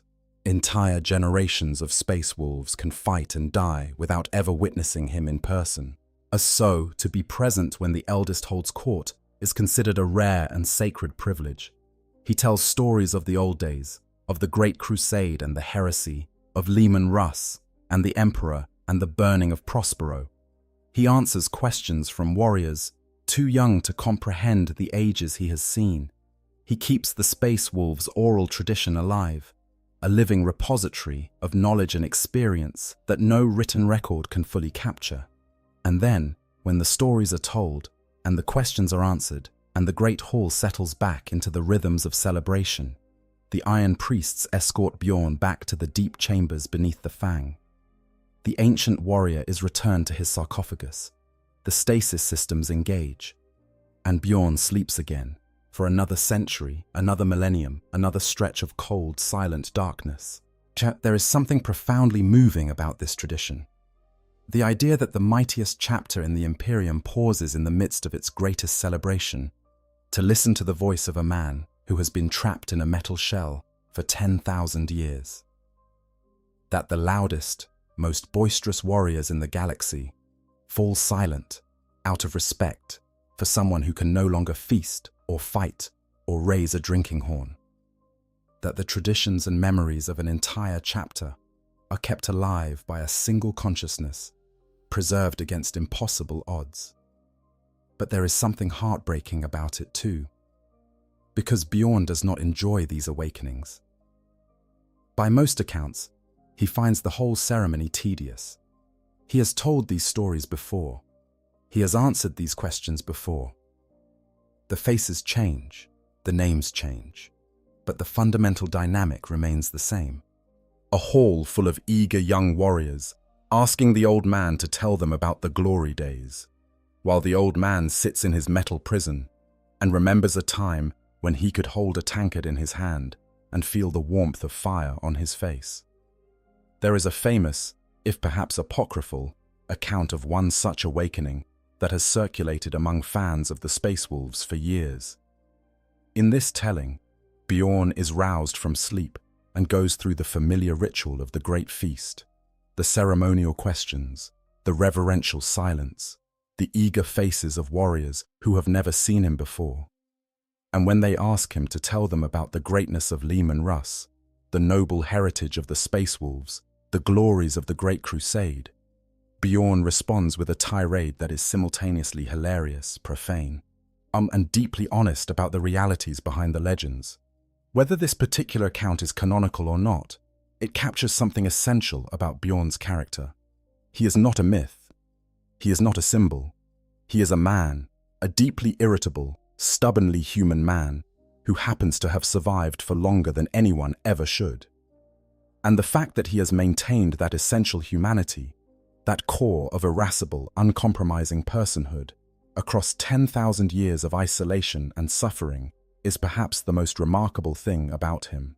The nature of the machine. To fully appreciate what Bjorn endures, we need to talk about what a dreadnought actually is, not in the abstract honor and glory terms that the chapters use when they speak of interment, but in the practical, mechanical, deeply unsettling reality of the thing. And a Space Marine dreadnought is, at its most basic, a cybernetic sarcophagus integrated into a bipedal weapons platform. The sarcophagus itself is a sealed chamber, roughly the size of a coffin, in which the remains of the Space Marine are preserved. When I say remains, I mean exactly that. By the time a warrior is placed in a dreadnought, there is often very little left of his original body. Limbs may be missing, organs may have failed. The flesh itself may be so damaged that it is held together by augmetic implants and emergency surgical procedures, rather than natural biological function. The warrior floats in a bath of thick, numbingly cold, amniotic fluid that fills his lungs as he breathes. Input cords stab into his body, connecting his nervous system to the machine through a form of mind impulse unit.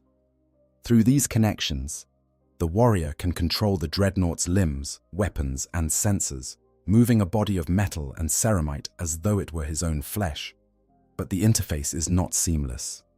The warrior must constantly focus on controlling the dreadnought, or his mind will return to the natural state of awareness, centered on his own butchered and crippled physical body. Imagine that.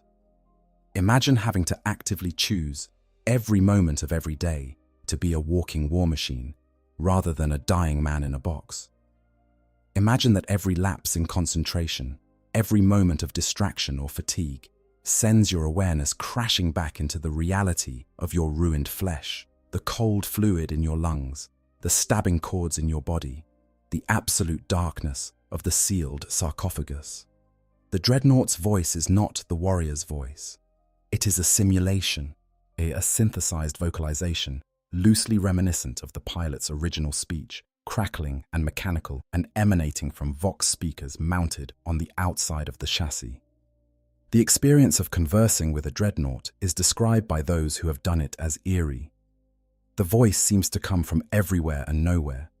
It lacks the subtle variations of tone and inflection that give human speech its emotional texture. It is the voice of a machine that happens to contain the ghost of a man. All dreadnought patterns carry this fundamental design, but there are significant differences between them. The Castroferrum, the most common pattern, is robust and relatively straightforward in its construction. Its systems are well understood and maintainable, and its thermic reactor is reliable enough to function for millennia with proper care. No, it is the workhorse of the dreadnought fleet, the pattern that most chapters field when they need a walking tank. The Contemptor pattern, which was the standard during the Great Crusade and Horus Heresy, is a far more sophisticated machine, taller, more humanoid in appearance, and equipped with advanced atomantic shielding that provides superior protection. The Contemptor also features a more refined neural interface that allows its occupant to control the machine with greater precision and fluidity. However, the technology required to build and maintain a Contemptor is largely lost to the Imperium. The few that remain are treasured relics, brought out only in the most desperate circumstances. The Leviathan pattern is a siege variant, the largest and most powerful dreadnought pattern ever produced. It carries weapons capable of cracking open fortifications and destroying heavy armor, and its own defensive systems are virtually impervious to anything short of dedicated anti-Titan weaponry. But the Leviathan places immense strain on its pilot's brain, slowly burning through the occupant's neural pathways unless the sarcophagus is disconnected for extended periods of recuperation. In the pressures of the Horus Heresy, even chapters like the Salamanders, who deeply valued the lives of their warriors, were forced to sacrifice their honored dead to Leviathans with increasing frequency. And then there is the Redemptor. The Redemptor pattern. Dreadnought is the newest addition to the Imperium's arsenal, designed by the Archmagos Dominus Belisarius Call specifically for use with the Primaris Space Marines. It is bigger, more mobile, and more heavily armed than the Castroferrum, featuring an advanced exoframe and brutal close combat weapons. But the Martian tech priests who built the Redemptor spared little thought for the well-being of its occupant. The machine's surging energies leached the life force of its pilot at an alarming rate, burning through them in a fraction of the time that a Castroferrum occupant might endure. There have been instances where the Redemptor's energies have reduced its pilot to nothing but a sack of blackened organs, fit only for a mausoleum. Each of these patterns represents a different philosophy of warfare. The Castroferrum is about endurance. The Contemptor is about elegance. The Leviathan is about overwhelming force. The Redemptor is about expendability. But they all share the same fundamental truth. They are prisons that look like weapons, and the warriors inside them pay a price that no amount of honor or reverence can fully compensate. Bjorn has been paying that price for longer than any other warrior in the Imperium. A character forged in defiance. What makes Bjorn such a compelling figure in the lore of Warhammer 40,000 is not his age, impressive as it is. It is not his battlefield accomplishments, though they are extraordinary by any measure. It is not even his unique status as the last living link to the age of the Primarchs. What makes Bjorn remarkable is his personality. In a setting where Space Marines are often portrayed as stoic, duty-bound automatons, paragons of martial virtue, stripped of anything resembling ordinary human emotion, Bjorn is defiantly, stubbornly, sometimes outrageously human. He has feelings. He has opinions. He has a temper that can clear a great hall faster than a demolisher cannon. He holds grudges. He cracks jokes. He flirts with women, or at least he did back when he had a body capable of such things. And apparently his interest in the opposite sex has not entirely faded, even after 10 millennia of mechanical entombment. He is rude to people who annoy him, which is most people. He is dismissive of traditions he considers foolish, which is most traditions. He is openly contemptuous of the reverence that the younger generations heap upon him, finding the whole cult of personality that has grown up around his legend to be embarrassing and irritating in roughly equal measure.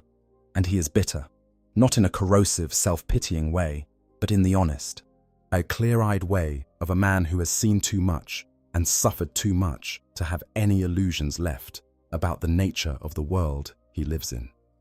Bjorn knows what the Imperium is. He knows what it was supposed to be. He has watched the gap between those two things widen for 10,000 years, and the knowledge sits in him like a splinter that can never be removed. When a grey knight, Hyperion, made the mistake of referring to the Emperor as a god in Bjorn's presence, the ancient Dreadnought's response was immediate and cutting. He pointed out that calling the Emperor a god was how all this mess started. That single line, delivered in the crackling mechanical voice of a machine that predates the Imperium of man as it currently exists, carries more weight and more wisdom than entire libraries of imperial theology. Because Bjorn was there, as he knew the Emperor when he walked. He served beside Leman Russ when the Primarch was flesh and blood rather than legend and mystery. He remembers the Great Crusade not as a golden age of mythical heroes, but as a complicated, messy, often deeply flawed endeavor, led by beings who, for all their power, were still capable of making catastrophic mistakes. The deification of the Emperor, the transformation of the secular imperial truth into the religious imperial creed, the entire structure of worship and superstition that defines the 41st millennium, all of it happened while Bjorn slept. And every time he wakes, it has gotten a little worse. Imagine what that must be like. Imagine going to sleep in a world where the truth is the truth, where science and reason are the guiding principles of civilization, and waking up in a world where your former leader has been turned into a deity and his teachings have been distorted beyond recognition. Imagine trying to tell people what really happened and having them look at you with the glazed eyes of true believers who cannot reconcile what you are saying with the faith that defines their existence. Bjorn does not rail against it. He does not stage theological debates or try to reform the Imperium's religious institutions. He is too old and too tired, and frankly, too pragmatic for that kind of quixotic crusade. But he will not play along with it either. He will not pretend that the Emperor was a god. He will not validate the superstitions and the rituals that have accreted around the Imperium's ruling apparatus, like barnacles on the hull of a ship. He will tell the truth when asked. And if the truth makes people uncomfortable, that is their problem, not his. This is the essential quality of Bjorn the Fell-Handed. He endures, not passively, not by simply existing while the centuries roll past, but actively, by maintaining his identity and his principles in the face of everything that would erode them. The machine that houses him strips away sensation and connection. The passage of time strips away memory and context. The culture that reveres him strips away his humanity by turning him into a symbol rather than a person. And through it all, Bjorn remains stubbornly, defiantly himself. An old warrior in a metal box, telling the truth to people who do not want to hear it, because that is what he has always done, and he will be damned if 10,000 years of isolation and suffering are going to change that now, or at the weight of remembrance. There is a question that haunts the existence of every dreadnought, though few ever voice it aloud. It is the question that sits at the heart of their strange half-life, the dark counterpart to the honor and reverence that the chapters heap upon their entombed warriors. How much do they remember? The organic brain, even one enhanced by the gene seed of a Primarch, was not designed to function for 10,000 years. The neural pathways degrade. The synaptic connections weaken. The memories that define a person, the faces, the voices, the sensations, the emotional associations that make the difference between a lived experience and a dry entry in a database, all of these fade over time. The mechanical systems of the Dreadnought can preserve the data, the tactical analyses, the combat records, The names and dates and outcomes, but they cannot preserve the feeling of what it was like to be there. This is the slow erosion that Bjorn fights against every time he wakes. Not the loss of information, which the machine can handle, but the loss of meaning, the gradual dimming of the human context that transforms information into memory and memory into identity. Does Bjorn still remember what Leman Russ's voice sounded like? Not the official recordings, the ones preserved in the chapter's archives and played at ceremonies. The real voice, the one that roared with laughter over a feast table and growled with fury on the battlefield and dropped to a quiet rumble when speaking of things that mattered. Does he remember the weight of the Wolf King's hand on his shoulder when Russ promoted him to the Wolf Guard? Does he remember the exact shade of the sky over Prospero as it burned? We do not know. Bjorn does not talk about these things, or if he does so in the clipped, guarded manner of a man who is not sure whether what he is describing is a genuine memory or a reconstruction assembled from fragments and assumptions. There is a profound loneliness in that uncertainty, a kind of existential isolation that goes beyond mere physical confinement. And yet, when Bjorn speaks of Russ, there is something in his mechanical voice that the Vox speakers cannot quite suppress. A quality that might be warmth, or might be grief, or might be some emotion that has no name in any language. The feeling of having loved someone who is gone and not knowing whether they are dead or alive or somewhere in between. Bjorn still loves Leman Russ, as after 10,000 years of bitterness and abandonment and enforced mechanical existence, after watching everything he built change beyond recognition and everyone he knew die or disappear, Bjorn still carries the Wolf King in whatever remains of his heart. It is the one constant in his existence, the fixed point around which everything else rotates. He was angry when Russ left.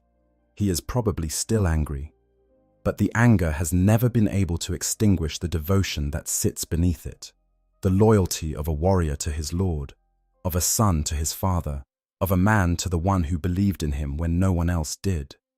That is why Bjorn endures, not for the Imperium, which has become something he barely recognizes, not for the chapter, which reveres him but cannot truly understand him, not for duty or honor, or any of the abstract concepts that the chaplains invoke when they speak of the Dreadnought's sacred purpose. Bjorn endures because Russ told him he would return, because somewhere, out in the unknowable darkness of the Eye of Terror or beyond it, the Wolf King might still be alive. And if Russ comes back, if the wolf time arrives and the final battle begins, Bjorn intends to be there, standing beside his lord, fighting at his side, one last time. It is perhaps the most human motivation in the entire Warhammer 40,000 setting.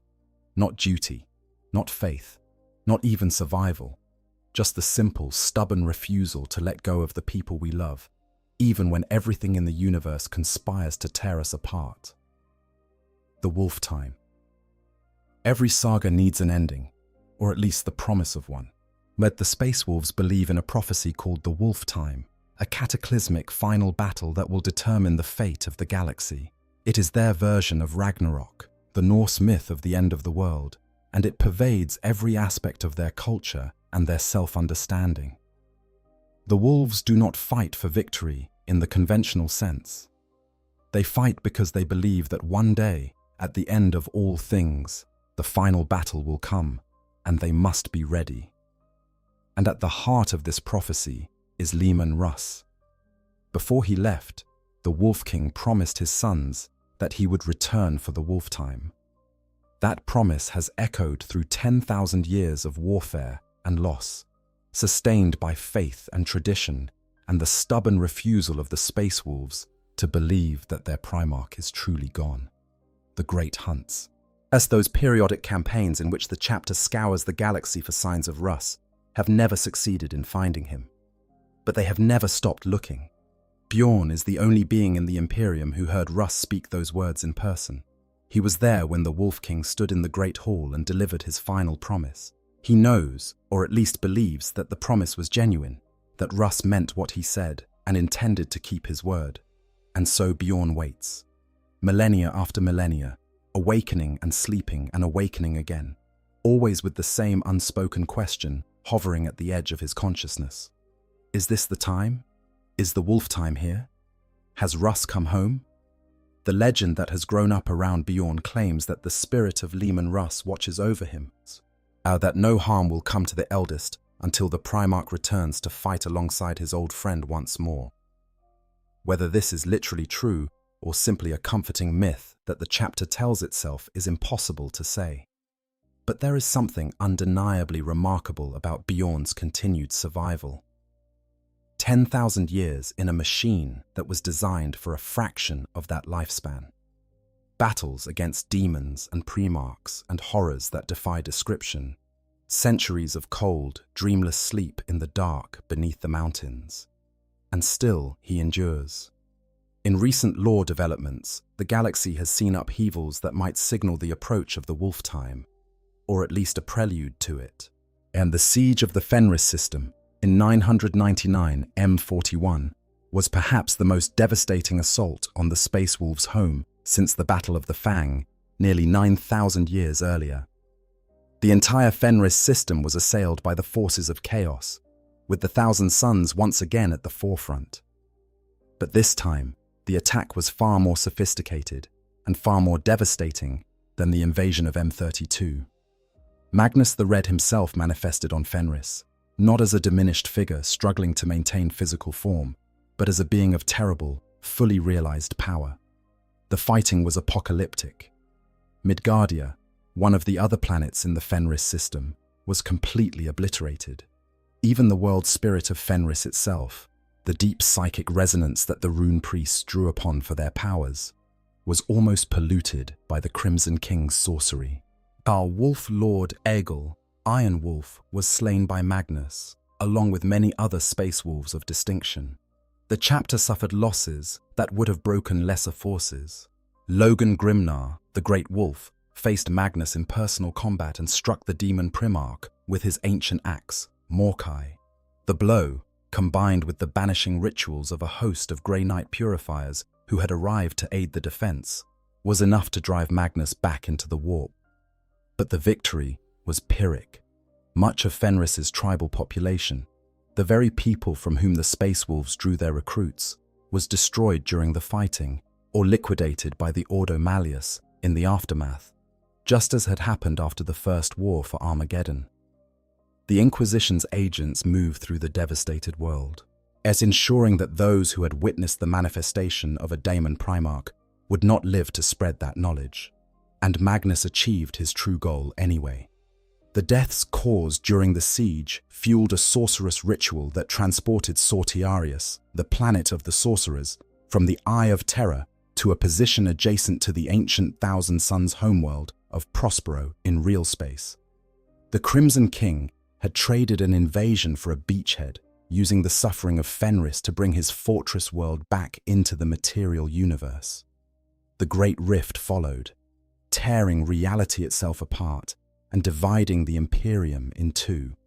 The Cicatrix Maledictum, as it was called, was a wound in the fabric of space that stretched from one end of the galaxy to the other, and a river of warp energy that made void travel between the two halves of the Imperium nearly impossible.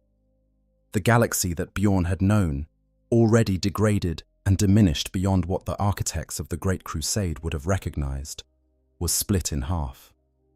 Then Robut Guilliman returned. The Primarch of the Ultramarines, who had been in stasis for nearly 10,000 years, was resurrected through a combination of Xenos technology and Imperial faith, and launched the Indomitus Crusade to reunite the shattered Imperium. He brought with him reinforcements for every chapter, including new Primaris Space Marines, created from the gene seed of each of the original legions.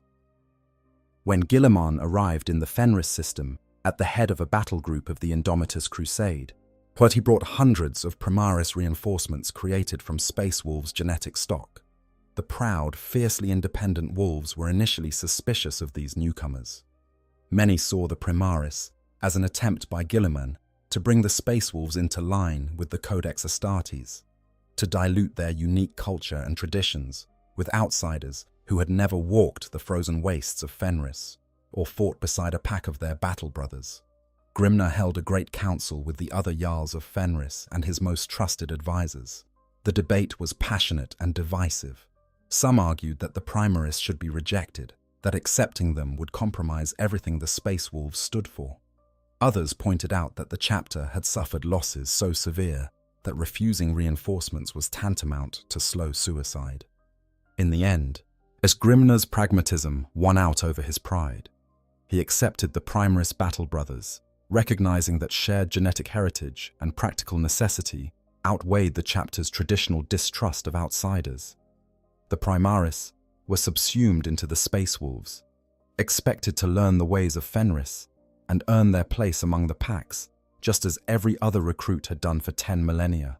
Through all of this upheaval, one question remains unanswered. Where is Leman Russ? The theories are many and varied. Some believe he ventured deep into the Eye of Terror searching for the fabled Tree of Life, a font of uncorrupted warp energy whose fruit is said to be capable of healing the Emperor and restoring him to full life. Others believe he is hunting the remnants of the traitor forces and carrying out a personal vendetta that has lasted for 10,000 years. Some believe he is simply lost, trapped in the timeless nightmare of the warp, where distance and duration have no meaning. Magnus the Red reportedly knows the Wolf King's whereabouts, but the demon Primarch and his 1,000 sons are not sharing that information with anyone outside their traitorous ranks. If there is a key to finding Russ, it lies behind walls of sorcery and malice that the Space Wolves have spent 10 millennia trying to breach. And Bjorn waits. He has always waited. It is, in some ways, the defining characteristic of his existence. This patient, stubborn, impossibly prolonged vigil for a father who promised to return. Every awakening brings with it the same silent hope, and every time that hope is disappointed, yet the ancient warrior absorbs the blow and adds it to the collection of disappointments that spans more centuries than most civilizations have histories. But he does not stop hoping. That is the thing about Bjorn that sets him apart from every other ancient warrior in the Imperium. He has been given more reasons to despair than any living being, and he has refused every single one of them. Not out of naivety, not out of blind faith, out of sheer bloody-minded Fenrisian stubbornness and a love for his lost king that 10,000 years of darkness have been unable to extinguish. The Great Rift has torn reality itself apart, dividing the Imperium in two.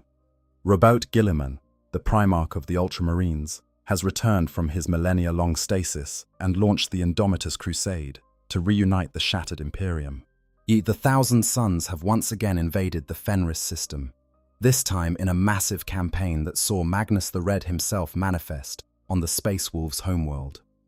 Logan Grimnar struck the demon Primarch with his own axe, and the Grey Knights banished Magnus once more, but the cost was terrible. Much of Fenris's tribal population was destroyed or displaced, and the Space Wolves suffered losses that shook the chapter to its foundations. When Guilliman arrived in the Fenris system with reinforcements, he brought with him Primaris Space Marines, warriors created from the Space Wolves' own gene seed. The proud, independent wolves were initially suspicious of these newcomers, seeing them as an attempt by Guilliman to bring the chapter into line with his Codex Astartes. But Logan Grimnar, ever the pragmatist, eventually accepted the Primaris reinforcements, recognizing that the chapter needed strength more than it needed pride. Through all of this, Bjorn remains, the anchor, the constant, the one being in the chapter who has been there from the very beginning and who, by some miracle of technology and willpower and perhaps something more, refuses to stop. The living relic.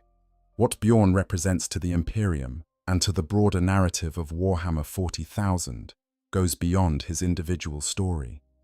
He is a symbol of the setting's most fundamental theme, the tension between the grandeur of what the Imperium was supposed to be and the horror of what it has become. The Great Crusade was a dream of unity and progress, of humanity reaching for the stars with the confidence that the future would be better than the past.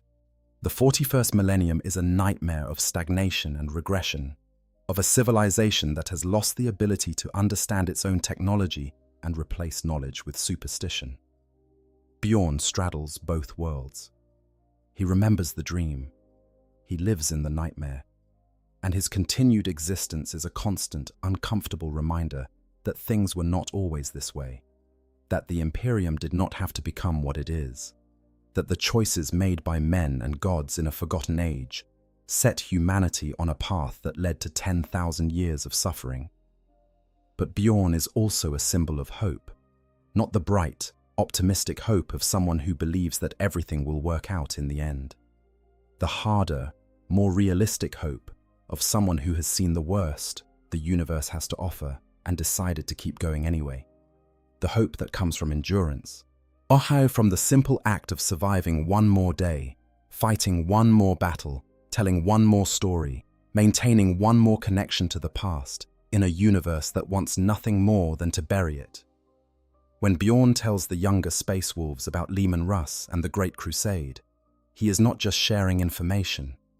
He is keeping alive the idea that the Imperium can be something more than what it currently is. That the Emperor's vision, flawed as it was, contained something worth remembering. That the warriors who fought to build that vision were real people with real strengths and real failings, not the cardboard saints that 10,000 years of mythology have turned them into. And that is a more subversive act than any military campaign. In a universe where the truth is the most dangerous weapon of all, the old Dreadnought in the basement, as telling his irreverent stories to anyone who will listen, is performing a service that no army and no armada can replicate. He is keeping the truth alive. Even in death, I still serve. There is a phrase that is associated with dreadnoughts throughout the Warhammer 40,000 setting. You see it inscribed on their sarcophagi, hear it spoken in the reverent tones of the chaplains who anoint them, find it referenced in countless stories and codex entries and campaign supplements. Even in death, I still serve. For most dreadnoughts, this phrase is a solemn reminder of duty, an acknowledgement that the warrior's obligation to his chapter and his emperor does not end simply because his mortal body has failed. It is the ethos of the Dreadnought program, and the philosophical underpinning that transforms what might otherwise be seen as a grotesque form of enforced servitude into an honor worthy of the Imperium's greatest heroes. But for Bjorn, the phrase carries a weight that it does not carry for any other dreadnought in the galaxy. Because Bjorn has been serving for longer than anyone ever expected, longer than the technology was designed to sustain, longer than the organic components of his brain should be capable of maintaining consciousness. He has served through the Great Crusade and the Horus Heresy and the Scouring and the Age of the Imperium and the rise of the Great Rift and the Indomitus Crusade and 10,000 years of unceasing warfare that has consumed more lives than any record can count. And he is still serving. Not because anyone is forcing him, not because the machine will not let him stop, but because he chooses to. Every awakening, every battle, every tedious ceremony where he is trotted out to tell stories to warriors who were not born. When the events he describes were already ancient history, Bjorn makes the choice to continue, to endure, to serve. That choice is what separates Bjorn from the other ancient dreadnoughts who have gone mad or faded into nothingness. It is what makes his story a story rather than a tragedy. The universe has taken everything from him: his body, his freedom, his packmates, his Primarch, his place in a world that has changed beyond recognition. And every time he wakes up and discovers that it has taken a little more, he makes the same choice. He goes on, because that is what the sons of Fenris do. They do not surrender. They do not give in. They howl their defiance into the wind, and they keep fighting, not because they think they will win, but because the fight itself has meaning, because the act of standing against the darkness, even when the darkness is inevitable and overwhelming and certain to consume you in the end, is the most human thing a person can do. Bjorn the Fell-Handed, the eldest, Trueclaw, the revered one, the last from the company of Russ, 10,000 years old, 10,000 years of war, 10,000 years of loss and loneliness and the slow, grinding erosion of everything that makes a person who they are. and still he endures. In the grim darkness of the far future, there is only war. But in the deep halls beneath the mountains of Fenris, where an ancient warrior sleeps his cold, dreamless sleep, there is also something else, yet something smaller and quieter and more fragile than war, but infinitely more precious. There is the stubborn, irrefutable proof that the human spirit can survive anything, even 10,000 years, even the death of the body and the loss of the world and the silence of the gods, even the cold, mechanical embrace of a machine that was supposed to be a tomb, even death itself. And that is the story of the oldest dreadnought in Warhammer 40,000. The last wolf from an age of legends, still waiting in the dark for the one who promised to come home. If you have enjoyed this journey through the saga of Bjorn the Fell-Handed, please consider leaving a like and subscribing to the channel. Your support helps us continue to explore the deepest and most fascinating corners of the Warhammer 40,000 universe. And there are so many more stories waiting to be told. From the frozen peaks of Fenris to the burning fields of Armageddon, from the golden halls of terror to the nightmare realms of the Eye of Terror, the galaxy is vast and the tales are endless. Join us for the next one. Until then, stay safe, stay curious, and remember the words of the old wolf himself. Even in death, he still serves. I hope you guys enjoyed the story. Make sure to hit the subscribe, like, share button, whatever you want. Give me some feedback if there's any. And yeah, sleep well.